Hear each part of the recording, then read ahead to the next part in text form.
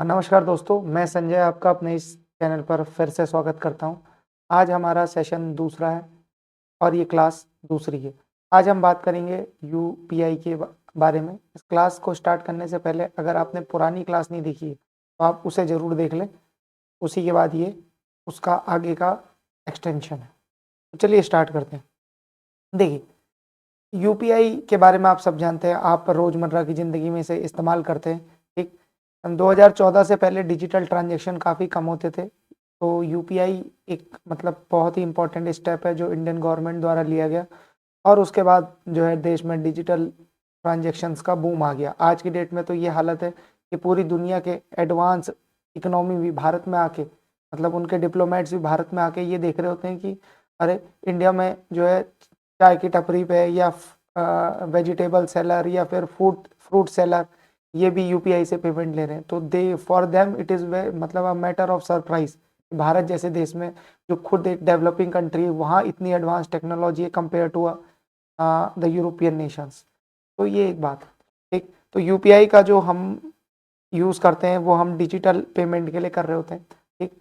ये जो टेक्नोलॉजी है यूपीआई ये एनपीसीआई के द्वारा बनाई गई है। ठीक, अभी हम एनपीसीआई के बारे में थोड़ी सी डिटेल में बात कर लेते हैं। ठीक है, एनपीसीआई एक कंपनी है जो 2008 में बनी थी, ठीक। इस, इसकी जब स्थापना हुई तो 10 बैंक मिलकर आए। तो जब भी मतलब आप जैसे आप वो पेपर में क्वेश्चन आता है कि नई टेक्नोलॉजी कोई आई तो मैक्सिमम टाइम उसका आंसर जो बैंक में आ रही होती है उसका आंसर एनपीसीआई होता है। क्यों? क्योंकि 10 बैंकों ने मिलकर ये एक कंपनी बनाई और इस कंपनी को ये काम दिया कि जितने भी इनोवेटिव सॉल्यूशन होंगे टेक्नोलॉजिकल वो आप प्रोवाइड करो। तो होता क्या, अगर वो सारे बैंक इंडिविजुअली काम करते तो सबका खर्चा आता। तो उन लोगों ने क्या करा कि instead of doing competition they started doing cooperation. तो हुआ क्या, कम खर्चे पे अब वो सारे बैंकों के लिए ऐप बन गई। जैसे एग्जांपल लीजिए, अब वही यूपीआई है। तो यूपीआई कैसा है, वो स्टॉक एंड्रॉइड की तरह। तो अब वो उस पर आप अपना सॉफ्टवेयर बनाओ, अपना ऐप बनाओ, वो आपकी मर्जी। तो करते क्या है, टेक्नोलॉजी तो यूपीआई की ले लेते हैं सारे बैंक और फिर उसके ऊपर अपना ऐप बना लेते हैं। जैसे एक्सिस बैंक का अपना ऐप है, स्टेट बैंक का योनो सुना होगा आपने, काफी पॉपुलर है। तो ये सब ऐप है पर वो टेक्नोलॉजी किसकी है, यूपीआई। ठीक, गूगल पे है, फोन पे है, पेटीएम है, ये ज्यादा मशहूर है। तो ये हो गए। तो ये बनाया किसने, एनपीसीआई ने। एनपीसीआई का फुल फॉर्म क्या है, national payment corporation of India. ठीक, तो ये हो गई बात। अब यूपीआई में जो होता है वो दो टाइप के ट्रांजेक्शन होते हैं, यहाँ पे लिखा होगा ना पुश और पुल। ये क्या होता है, पुश और पुल। देखिए, एक तो होता है पुश, जब मैंने मान लीजिए चाय पी तो मैंने क्या करा कि 10 रुपए का पेमेंट किया चाय वाले को, वो क्या है, पुश ट्रांजेक्शन। मैंने अपने अकाउंट से 10 रुपए भेजे और उसके अकाउंट में रिसीव हुए, ये हो गया पुश ट्रांजेक्शन। अब पुल क्या होते हैं, पुल में ये होता है कि आपके अकाउंट से कोई पैसे निकाल लेता है।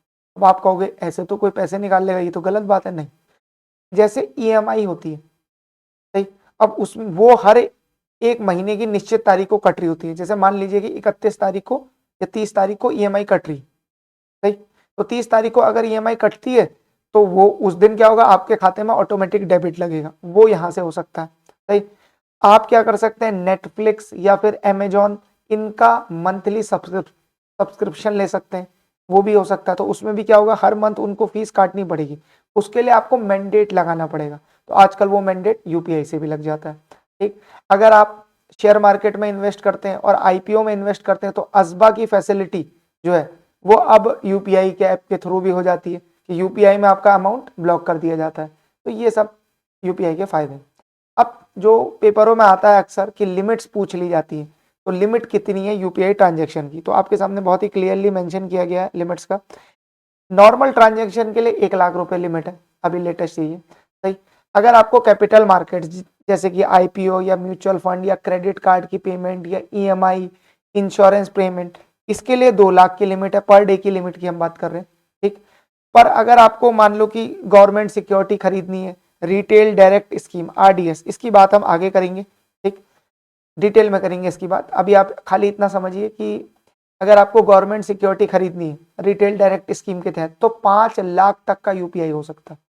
आईपीओ का सब्सक्रिप्शन लगाना है, सही है, तो भी 5 लाख तक हो सकता है। मेडिकल और एजुकेशन सर्विसेज हैं वो भी 5 लाख तक की उसमें लिमिट है। ठीक, जनरली जो लिमिट होती है वो होती है 1 लाख रुपए पर दिन। ठीक, तो ये हो गई बात। आगे बढ़ते हैं।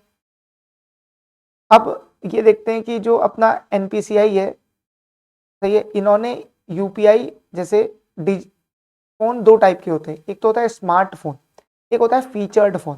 फीचर्ड फोन मतलब जिसमें कीपैड होता है, टच स्क्रीन नहीं होती, हम उसकी बात कर रहे हैं। तो सबसे पहले तो इन्होंने क्या करा, उनके लिए एक यूएसएसडी फैसिलिटी बनाई। यूएसएसडी का फुल फॉर्म आपके सामने लिखा है, अनस्ट्रक्चर्ड सप्लीमेंट्री सर्विस डेटा। अक्सर ऐसा होता है जैसे हम 123 हैश से *123# करके बैलेंस जानते थे पहले, सही, उन सब सर्विसेज को हम कहते हैं यूएसएसडी सर्विस। तो अगर आप 99 हैश डायल करेंगे तो ये आप यूपीआई की फैसिलिटी का यूज कर सकते हैं। पर जैसा कि आप देख रहे होंगे कि उसमें क्या होता है कि भाई जो उसका इंटरफेस है ना वो इतना बढ़िया नहीं है, तो इसीलिए वो इतना पॉपुलर नहीं हो पाया।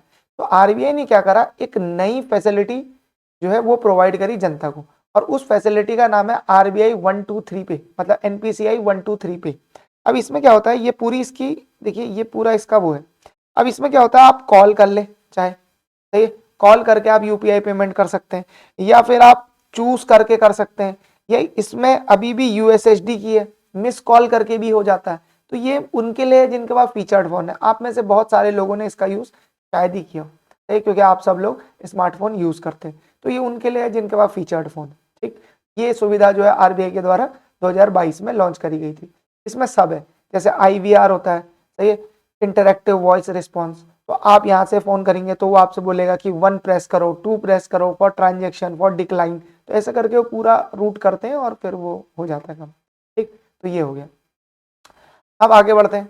अब ये बड़ा आजकल चर्चा में है यूपीआई लाइट। यूपीआई लाइट के बारे में थोड़ा बात करते हैं, एक थोड़ा सा। हाँ, यूपीआई लाइट में क्या है, देखिए यूपीआई लाइट अभी अभी सुविधा है। देखिए होता क्या है, हम क्या कर रहे होते हैं, यूपीआई का पेमेंट कर रहे होते हैं। तो अक्सर क्या होता है कि वो कोड डालने के लिए हमें बैंक सर्वर की जरूरत पड़ती है। तो आपने देखा होगा अक्सर जो जैसे बहुत बड़े बड़े बैंक है उनका सर्वर ही डाउन रहता है। तो मान लीजिए जैसे स्टेट बैंक का सर्वर डाउन है, या मान लीजिए किसी एक्सिस बैंक का सर्वर डाउन है, तो आप पेमेंट ही नहीं कर पाओगे। अब ये बड़ी प्रॉब्लम है, ठीक है। तो हम जैसे कहीं गए, मॉल वॉल में आपने पूरा सामान खरीद लिया, पेमेंट थी 2-2.5 हज़ार की, कर ही नहीं पा रहे क्योंकि अब चल ही नहीं रहा, या वहाँ नेट बढ़िया नहीं है, ये भी होता है कभी कभी। तो इन सारी प्रॉब्लम को डील करने के लिए यूपीआई लाइट है। यूपीआई लाइट क्या है, वॉलेट टाइप है, जैसे पेटीएम के वॉलेट में पैसे जमा वो हो जाते हैं ना, वैसा ही है हिसाब। होता क्या है इसमें कि इंस्टेंट पेमेंट होता है, मतलब आपको एक सर्टेन लिमिट का पेमेंट करने के लिए यूपीआई पिन की आवश्यकता नहीं, पहली बात। दूसरी बात यह कि वॉलेट में पैसे जमा हो सकते हैं, सही। तो पेमेंट एक सिंगल क्लिक में हो जाता है, यूपीआई पिन की भी आवश्यकता नहीं, देखिए। और डिले 0 है, क्योंकि सारा डिले क्या होता है, पिन डालने में ही होता है। तो इससे क्या होता है, बेटर कस्टमर सर्विस मिलती है। ठीक, तो ये यूपीआई लाइट है, सही। अब यूपीआई लाइट में भी क्या होता है, लिमिट होती है कुछ। तो पहले कुछ लिमिट थी, अभी हाल ही में कुछ ही दिन पहले आरबीआई ने क्या करा है, लिमिट में कुछ चेंज किया है, मतलब लिमिट को बढ़ाया। तो स्टार्टिंग में लिमिट काफी कम थी, अब उन्होंने क्या कर दिया कि लिमिट को काफी बढ़ा दिया। तो देखते हैं कि फ्रेश लिमिट क्या है। ये है लिमिट चेंज बाय आरबीआई। तो पहले क्या होता था कि यूपीआई 123 पे जो अभी हमने पहले पढ़ा, उसमें आप मैक्सिमम 5,000 का ट्रांजेक्शन कर सकते थे एक। अब वो लिमिट बढ़ा के कितनी कर दी है, 10,000। ठीक, यूपीआई लाइट में क्या होता था, पर ट्रांजेक्शन बिना यूपीआई पिन के, सही है, आप कर सकते हैं 500 रुपए का। पर अब वो बढ़ा के कर दिया 1,000। तो आप एक बारी में बिना पिन डाले 1,000 रुपए का ट्रांजेक्शन कर सकते हैं। ठीक, वॉलेट की लिमिट पहले होती थी 2,000, सही, ये वन टाइम फिल की लिमिट है। अब उसको बढ़ा के कितना कर दिया, 5,000। 5,000 तक आप वॉलेट में रख सकते हैं, और 1,000 का बिना यूपीआई के पिन के ट्रांजेक्शन कर सकते हैं। पर मान लीजिए आपको 4,000 का ट्रांजेक्शन करना है, तो उसमें फिर यूपीआई पिन लगेगा, और वो पैसा कहाँ से डेबिट होगा, वॉलेट से। अब अगर पैसा वॉलेट में है तो किसी बैंक सर्वर की आवश्यकता नहीं, बहुत फास्ट होता है कंपैरेटिवली बैंक के। ठीक, तो ये हो गई एक बात। अब इसमें क्या है कि देखिए यूपीआई के आने से ना डिजिटल पेमेंट इंडिया का काफी इन्हांस हुआ है। मतलब आज इंडिया का डिजिटल पेमेंट इतना हाई है जो पहले के सालों में कल्पना भी नहीं करी जा सकती थी। बिकॉज क्यों, बिकॉज जैम ट्रिनिटी आया, सही। एक तो जनधन हो गया, तो जनधन की वजह से क्या हुआ, लोगों के पास अकाउंट हो गए। फिर वो आधार कनेक्शन हो गया, सही। फिर मोबाइल टावर, मोबाइल टेक्नोलॉजी, इसमें इतना इन्हांसमेंट हुआ कि आज यूपीआई जो भारत का डिजिटल ट्रांजेक्शन है वो बहुत ही ज़्यादा एडवांस है। ठीक, तो अब क्या है कि जैसे कंपनियों ने कैपेसिटी बिल्ड कर ली। कैपेसिटी कैसे बिल्ड कर ली है, देखिए समझिए, आप कितना ट्रांजैक्शन करते हैं ये पूरा डेटा किसके पास है, यूपीआई के पास है। पहले क्या होता था, हम कैश में डीलिंग करते थे, जैसे आप किराने की दुकान में चले गए, आपका पर दिन का कुछ खर्चा है तो सारा कैश में होता था। अब वो सारा ट्रांजैक्शन किस में होता है, वो डिजिटली होता है। अब जब सारा ट्रांजैक्शन डिजिटली होगा तो होगा क्या, तो होता ऐसे है कि आपका पर दिन का खर्चा का डेटा गूगल पे के पास है, तो एक आपका अनुमानित डेटा निकल आता है। अब क्या होता है, जैसे बड़े बड़े लोग होते हैं जो बिजनेस करते हैं, उनको कंपनी जो है बैंक या अदर एनबीएफसी वो उनको क्रेडिट लिमिट देती है। क्रेडिट लिमिट कैसे, जैसे मान लीजिए किसी कोई व्यक्ति पूरे महीने भर में 5 लाख का बिजनेस करता है, तो कंपनी क्या बोलेगी, ऐसा करिए आप हमसे 5 लाख की लिमिट ले लीजिए। लिमिट का मतलब क्या है, जैसे मान लो समझो मेरा एक पेट्रोल पंप है, अब मुझे कैश की आवश्यकता कब पड़ती है, कब पैसों की आवश्यकता पड़ती है, मुझे तब आवश्यकता पड़ती है जब मैं पेट्रोल मंगा रहा होता हूँ। सही, अब मैंने पेट्रोल मंगाया तो मुझे तो तुरंत आरटीजीएस करना है ना इंडियन ऑयल को, तभी वहां से गाड़ी निकलेगी। और एक बार वो गाड़ी निकल गई, सही, मेरे वहां पेट्रोल आ गया, सही, उसके बाद मैं 1 दिन 2 दिन 5 दिन में वो पूरा पेट्रोल बेच दूंगा। तो ये जो मेरे को बिजनेस करने के लिए 5 लाख लगे, अगर ये बैंक से मिल जाए तो और बढ़िया, मुझे अपना कैश नहीं लगाना पड़ेगा। तो ये कैश क्रेडिट का फायदा होता है। अब सेम क्या होता है, क्रेडिट कार्ड में सुविधा होती है, जैसे आप बहुत बढ़िया जॉब वॉब में लग गए तो आपको क्या होता है, एक सर्टेन लिमिट का क्रेडिट कार्ड दे दिया जाता है कि 5 लाख 1 लाख 2 लाख आप इतना खर्च कर सकते हैं। तो उसमें आपसे अपफ्रंट पैसे चार्ज नहीं किए जाते। एक बार आपने लिमिट का यूज किया, उसके बाद क्या हुआ कि आपको 60 डेज 50 डेज डिपेंडिंग अपॉन कौन सी कंपनी है वो आपको देती है, और आपको उतने दिन में पैसा भरना होता है। अगर आपने पैसा भर दिया तो क्या होगा, तो वो इंटरेस्ट फ्री पैसा, आपने यूज किया आपने भर दिया, आपने यूज करा आपने भर दिया, that is the simple thing. ऐसे ही क्या होता है, अब यूपीआई पे भी लोगों को क्रेडिट लिमिट मिलने लगी है। तो मैं आपको दिखाता हूँ, देखिए ये, क्योंकि उनके पास पूरा उनका डेटा है, तो उन्हें पता है इस आदमी को महीने में लगते हैं 40,000 मान लीजिए, तो वो क्या करेगा 20,000 की क्रेडिट फैसिलिटी वो दे देगा। तो आप क्या कर सकते हो, अगर अभी आपके पास पैसे नहीं है, जैसे मंथ एंड पे लोग का पैसे नहीं होते, तो लोग क्या कर सकते हैं, they can use the credit limit given by the UPI, और जब उनके पास हो तो पैसा पूरा भर दे। सही है, तो एक क्रेडिट कार्ड की लिमिट की तरह काम करता है। तो जैसा आपको दिख रहा होगा, देखो इंस्टेंट क्रेडिट मिल जाता है। अब ये ऑप्शन आता है ना, जैसे आप, सही है, जब आप यूपीआई करने जाएंगे तो आप क्या करते हैं, यहाँ पे अपने बैंक अकाउंट ऐड करते हैं, कभी कोई रुपए का क्रेडिट कार्ड है वो भी आप ऐड कर सकते हैं, तो यहाँ पे वो क्रेडिट लाइन आती है। तो अगर आपके पास जैसे 5 लाख रुपए का क्रेडिट लाइन है तो आप क्या करोगे, वो लिमिट यहाँ आ जाएगी 5 लाख की। 5 लाख की अगर लिमिट यहाँ है तो आपके अकाउंट में चाहे पैसा ना हो, वो यहाँ से आप वो लिमिट का यूज कर सकते हो। जितना यूज करोगे उतना आपको पर्टिकुलर कंपनी को इंटरेस्ट देना पड़ेगा। तो इसी को कहते हैं प्री सैंक्शन लोन। सही, इसी के जैसा होता है प्री सैंक्शन लोन। सही, प्री सैंक्शन लोन क्या होता है, एक सर्टेन लिमिट का लोन आपको सैंक्शन कर दिया जाता है बैंक से, बिना बैंक में अप्लाई करे। सही, तो उन्होंने कैसे कर लिया, कैसे पता उनको लगा कि आपको इतने का लोन दिया जा सकता है, आपका यूपीआई का डेटा देखकर उनको इतना पता लग गया। ठीक, वैसे भी हम तो जानते हैं कि यूपीआई जो है गूगल है या और भी सारे यूपीआई हैं, ये हमसे काफ़ी परमिशन ले लेते हैं, ये मैसेज देखने की परमिशन ले लेते हैं। तो आप खुद सोचो, जब भी आपका कोई पैसा डेबिट या क्रेडिट हो रहा होता है तो क्या होता है, तो होता यूं है कि उसका एसएमएस आता है।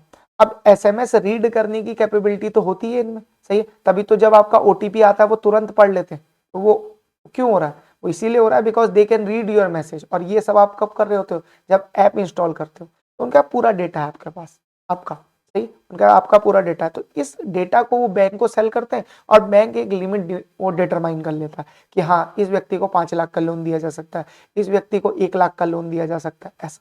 ठीक, तो इससे क्या होता है, ये विन विन सिचुएशन है for customer also, for bank also, तो they can enhance their business, उनका बिजनेस बढ़ सकता है, दैट इज द थिंग।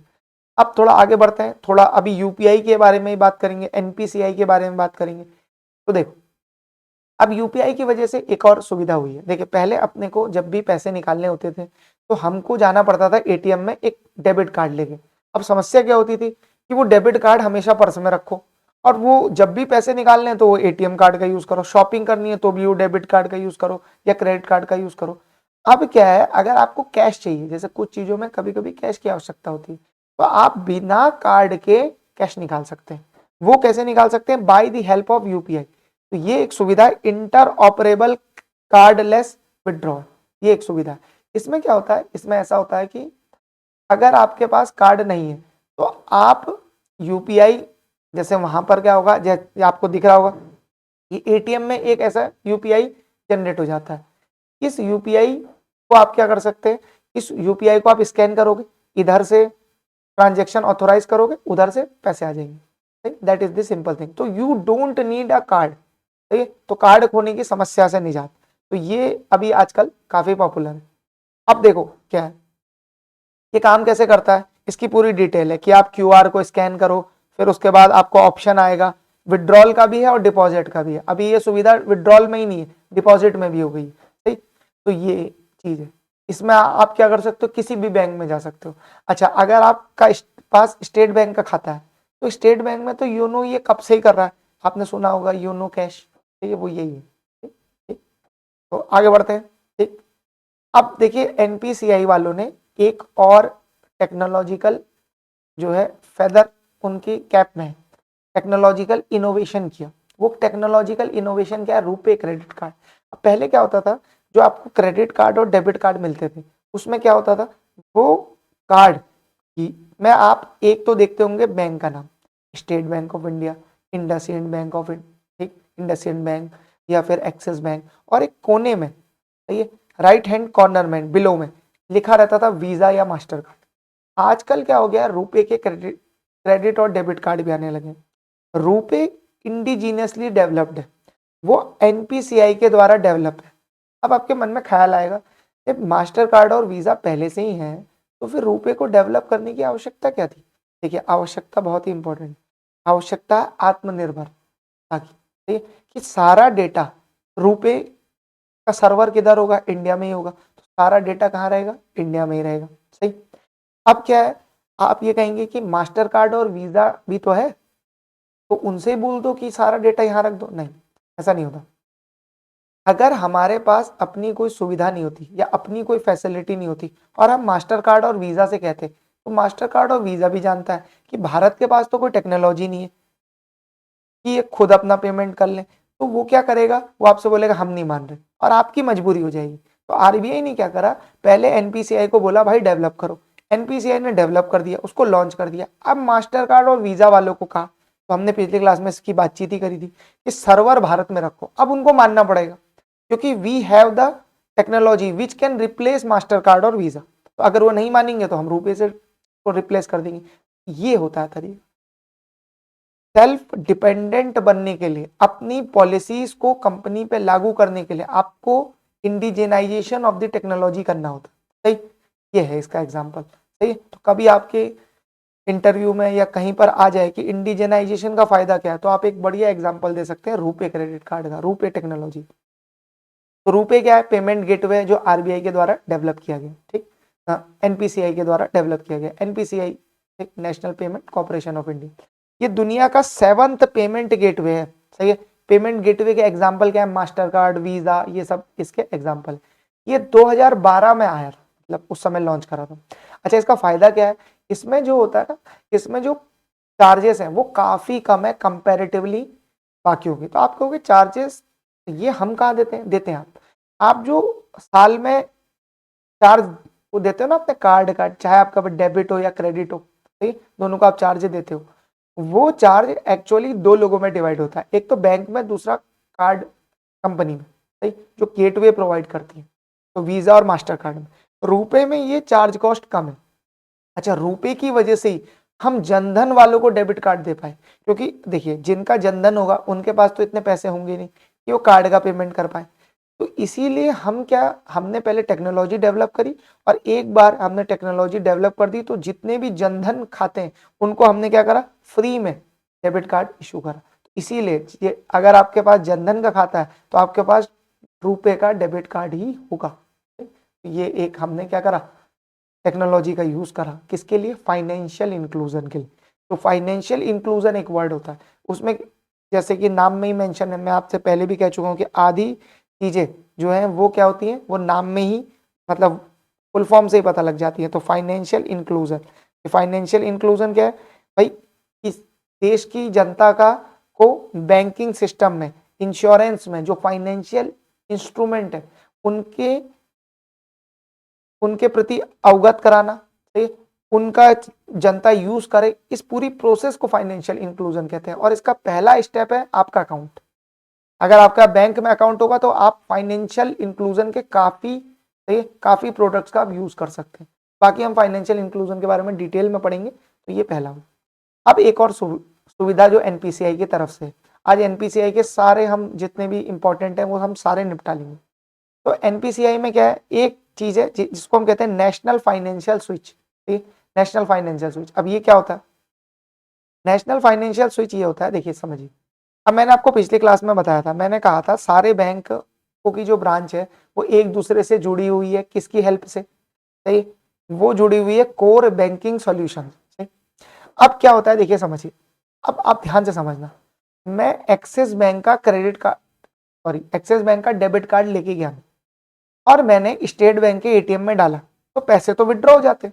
अब आप खुद सोचो, स्टेट बैंक के तो सर्वर को पता ही नहीं है कि एक्सिस बैंक में मेरा कितना पैसा, तब भी पैसे विड्रॉ हो जा रहे। और कभी ऐसा नहीं होता कि मेरे एक्सिस बैंक में 0 रुपए और एसबीआई बोले लो भाई 5,000, ऐसा नहीं होता। तो इसका मतलब कहीं पर तो ऐसा हो रहा होगा ना कि एक्सिस बैंक का जो सर्वर है वो मेरे स्टेट बैंक के सर्वर से बातचीत कर रहा होगा, तभी तो उसको पता है ना कि मेरे एक्सिस बैंक में कितने पैसे हैं। वरना तो क्या होगा, हाँ, वरना तो मेरे बैंक में 0 होंगे, मैं दूसरे वो बैंक में जाऊंगा और 5,000 वहां डेबिट हो जाएंगे। तो यही प्रॉब्लम को सॉल्व किया एनएफएस ने। एनएफएस क्या है, नेशनल फाइनेंशियल स्विच। अब देखो, स्टेट बैंक अपना डेटा कभी भी कि आपके खाते में कितने पैसे हैं ये कभी भी एक्सिस बैंक को देना नहीं चाहेगा। क्यों, क्योंकि ऐसे तो एक्सिस बैंक को पता लग जाएगा कि भैया बड़े कस्टमर कौन है और उनकी सर्विस से पब्लिक सेक्टर की सर्विस कंपीट नहीं कर सकती, तो सारा डेटा इधर का उधर हो जाएगा। तो उन्होंने क्या करा, बीच में इंटरमीडियरी को ले आए, इंटरमीडियरी को लाए जो निष्पक्ष है। तो अब ये क्या करते हैं, स्टेट बैंक डेटा देता है एनपीसीआई, एनपीसीआई का वहां पे नेशनल फाइनेंशियल स्विच लगा हुआ है। तो जैसे ही आप एक्सिस बैंक का डेबिट कार्ड स्टेट बैंक में डालते हैं तो क्या होता है, यहां से एक पेमेंट की रिक्वेस्ट जाती है, वो पेमेंट की रिक्वेस्ट एनपीसीआई के पास पहुंचती है, यानी एनएफएस के पास पहुंचती है, नेशनल फाइनेंशियल स्विच। वो एक्सिस बैंक से पूछता है इसके खाते में पैसे हैं 5,000, तो अगर यस एक्सिस बैंक से आता है यस तो पैसा आपको मिल जाता है, अगर आता है नो पैसा वापस, तो बोले your payment is decline because you don't have sufficient balance. तो ये नेशनल फाइनेंशियल स्विच का यूज है। कभी कभी क्या करते हैं, आप खाली अपना बैलेंस देख रहे होते हैं तो बैलेंस की रिक्वेस्ट यहां से जाती है, उधर एक्सिस बैंक बता देता है इतना बैलेंस है, तो वही रिक्वेस्ट फिर यहाँ आपको एटीएम में दिखने लगती है। तो इस पूरी प्रक्रिया के जो बीच में है वो है नेशनल फाइनेंशियल स्विच। ये डेवलप किसके द्वारा किया गया, institute for development and research in banking technology. इसका यूज तभी है जब आप बैंक का कोई एग्जाम दे रहे हो, वरना तो ये एक इंस्टीट्यूट है जो आरबीआई के अंदर ही है। तो आरबीआई में जितने भी इनोवेटिव काम होते हैं, टेक्नोलॉजिकल इनोवेटिव काम होते हैं, वो सब ये IDRBT देख रहा होता है। तो इसका फुल फॉर्म देख लीजिए, institute for development and research in banking. अभी हमने पहले नेफ्ट आरटीजीएस की बात करी थी, वो भी आरबीआई के द्वारा है, और उन्हें वास्तव में कौन देखता, IDRBT। पर हम इतनी डिटेल में ज्यादातर बात नहीं कर रहे होते, तो इसीलिए हम क्या बोलते थे, आरबीआई की तरफ से। ठीक, ये पूरी एनएफएस की सुविधा 2004 में लॉन्च हुई। ठीक, तो ये आपके आगे बढ़ते हैं। अब ये है NACH और ABPS। ये क्या है, नाच ABPS, ये है क्या, देखिए आपने सुना होगा कि मनरेगा में लोग काम करते हैं, तो मनरेगा में लोगों को पैसे मिलते हैं। तो जब भी आपने सुना होगा तो क्या होता है, देखो समझो, सरकार जब भी पैसा देती है तो सरकार तो अकाउंट में सीधे नहीं भेजती, सरकार क्या करती है, आधार नंबर लेती है और उस आधार नंबर से जो भी अकाउंट लिंक होता है वहां पेमेंट भेज देती है। अब इसमें क्या होता है, जो मिडिल मैन होते हैं उनका सारा कमीशन जाता है, क्योंकि सरकार सीधा क्या करती है, लेबरर के खाते में पैसा डाल देती है। तो ये जो टेक्नोलॉजी लगती है सरकार से फंड आने में और लेबर के खाते में जाने में, तो बीच में मिडिल मैन को गायब करना है, क्योंकि सारी धांधली यही करता है। तो वो क्या करती है सरकार, जिस टेक्नोलॉजी का यूज करती है वो है NaCH या फिर ABPS। फुल फॉर्म देख लेते हैं। NaCH की फुल फॉर्म क्या है? नेशनल ऑटोमेटेड क्लियरिंग हाउस, सही, नेशनल ऑटोमेटेड क्लियरिंग हाउस। ये क्या करता है? ये यूज में आता है जब बल्क पेमेंट करने होते हैं, जैसे लोगों की सैलरी आती है तो वहां नाच का यूज तो करती है, गवर्नमेंट जॉब में सैलरी आती है ना वहां, सही है। अच्छा, जरूरी नहीं है इसका यूज गवर्नमेंट ही करे, ये सबके लिए ओपन है, सही। लोगों के डिविडेंड आते हैं वो भी वहीं होते हैं, आप बिल का पेमेंट्स करते हैं यूटिलिटी का, वहां भी आप NaCH का यूज करते हैं, सही। तो ये बहुत सारी चीजें, लोग की मंथली पेंशन आती है वो भी NaCH से आती है। दूसरा तरीका क्या है? आधार बिल्ड पेमेंट सिस्टम, ABPS की फुल फॉर्म, सही है। ये क्या होता है? डायरेक्ट बेनिफिट ट्रांसफर, सिलेंडर की सब्सिडी हो या फिर, सही, या फिर किसी और चीज की सब्सिडी हो, वो डायरेक्ट अकाउंट में पहुंचती है। कैसे? उनको कैसे पता आपका ये अकाउंट है? वो क्या करते हैं, आधार नंबर से अकाउंट लिंक्ड में सीधा पैसा भेज देते हैं, तो व्यक्ति के अकाउंट में आता है। फार्मर्स को जो सब्सिडी आती है वो ऐसे आती है, ठीक। तो अब ये ऐसा हुआ, ये अक्सर न्यूज में रहता है। न्यूज में क्यों रहता है? क्योंकि सरकार क्या चाहती है कि जो वो नाच वाला सिस्टम है NaCH वाला, ये बंद हो जाए, सीधा ABPS वाला ही सिस्टम चले। क्यों? क्योंकि उसमें ट्रांसपेरेंसी ज्यादा है, उसमें आप सीधा अकाउंट होल्डर के खाते में पैसे भेजते हो और उसका लिंक सीधा आधार कार्ड से होता है। तो ये सरकार चाहती है। तो बीच बीच में ऐसा आता रहता है कि हमने बंद कर दिया, हम इस तारीख से बंद करेंगे, पर वही है, अभी इतना लोगों के पास अकाउंट लिंक नहीं हुआ है अभी भी गाँव में, तो सरकार ने अभी भी NaCH को चालू रखा है। तो ये न्यूज में रहता है, इसीलिए आपको ये पता होना चाहिए।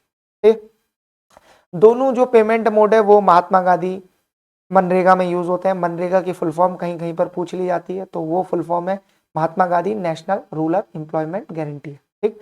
ये एक्ट के बारे में भी थोड़ा बहुत समझ लीजिए, सही, बाकी डिटेल में तो हम चर्चा करेंगे। ये एक्ट क्या करता है? ये एक्ट हर व्यक्ति को गारंटी देता है रोजगार की। तो अगर आपके पास रोजगार नहीं है तो सरकार आपको गारंटी देती है कि 100 दिन का रोजगार हम आपको प्रोवाइड करेंगे, सही। अनस्किल्ड लेवल के लिए है, ऑब्वियस सी बात। नीचे आते हैं, ये आखिरी है, सही। तो ये आखिरी इनोवेशन है जो अभी अभी बिल्कुल न्यूज में है, सही है। ये ई रूपी है। ये ई रूपी RBI ने, एक तो ई रूपी RBI के द्वारा है, मैं लिख देता हूं उसकी स्पेलिंग, ई रूपी, सही है। ये क्या है? ये हमने पिछली क्लास में पढ़ा था, CBDC यानी सेंट्रल बैंक डिजिटल करेंसी, ये अलग है।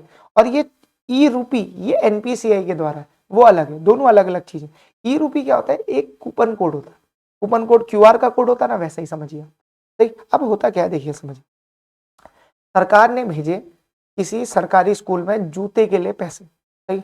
अब होता क्या है, सरकार ने भेजे तो हो सकता है वो प्रिंसिपल क्या करे, बीच में अपना कमीशन खाने की कोशिश करे कि भाई उसने ऐसे व्यक्ति को टेंडर दे दिया जिसने जूते कम घटिया क्वालिटी के दिए, उसका बिल ज्यादा बना दिया और सरकार से तो पैसा आए, तो जिसको जूते मिल रहे यानी जनता को, उसको फायदा नहीं हुआ।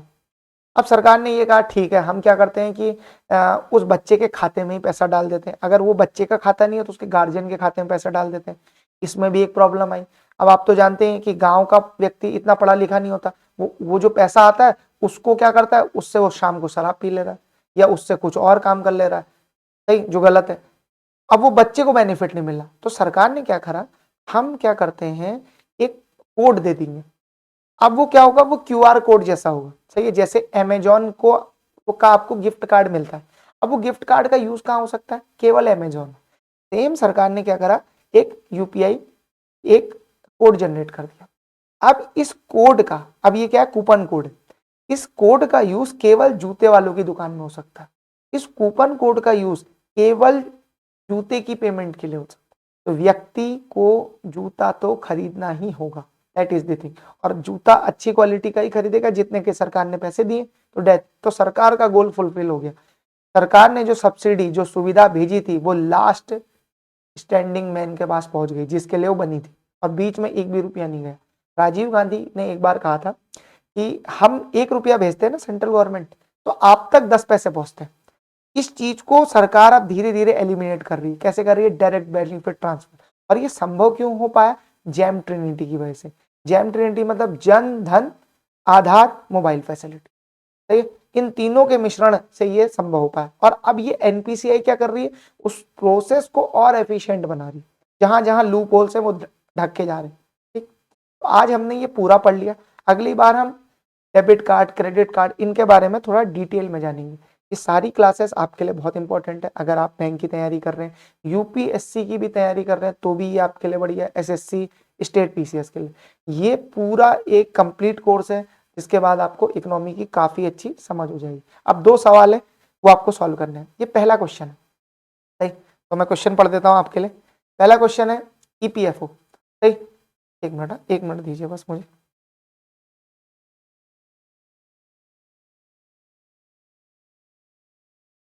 ठीक, तो ये पहला क्वेश्चन है, ये ईपीएफओ में है। तो मैंने आपसे कहा था हम सबकी तैयारी कर रहे हैं, तो क्वेश्चन भी हम सबके डील करेंगे। तो क्वेश्चन क्या है, थोड़ा सा मैं जूम करता हूँ, आप वीडियो को पॉज करिए और इसका आंसर बताने की कोशिश करिए।